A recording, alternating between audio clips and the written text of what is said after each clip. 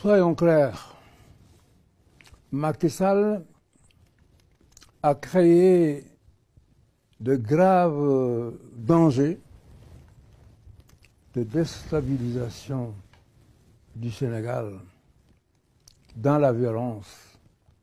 Rappelez-vous ce qui s'est passé en Côte d'Ivoire avec plus de 3000 morts, au Burundi avec plus de 2000 morts, en Guinée avec 150 morts, au Togo avec entre 400 et 500 morts, au Kenya, au Nigeria et en RDC. S'imaginer que ce qui est arrivé ailleurs ne peut pas arriver au Sénégal possède d'une touchante naïveté. Je voudrais rappeler que le Sénégal est un peuple pacifique, mais il peut être violent, très violent. Cela, les présidents Senghor et Diouf le savaient, qui avaient adopté le principe du dialogue permanent avec l'opposition, de façon à trouver des solutions consensuelles avant l'explosion. Et rappelez-vous la rencontre historique qu'il a organisée entre le pouvoir et l'opposition. Opposition et pouvoir se sont retrouvés en face pendant plusieurs jours dans une âpre discussion. Mais au total, nous avons pu adopter un code électoral consensuel qui est celui qui a régi les élections au Sénégal depuis 25 ans et qui est le code qui a permis à M. Macky Sall d'être aujourd'hui président de la République.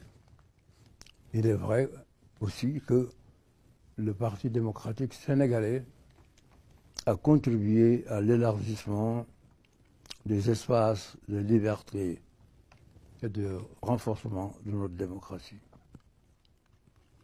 Ce combat pour les libertés et la démocratie, je l'ai mené avec l'opposition de l'époque et aussi avec la participation de leaders déterminés et engagés à l'image de Amath Dansokho, Abdoulaye Bathily, Landing Savané et certains autres. Mes chers compatriotes, l'élection programmée par M. Macky Sall est déjà verrouillée depuis l'élimination par Macky Sall des deux candidats qui pouvaient lui porter ombrage, à savoir Karim Wade et Khalifa Sall. Certains qui sont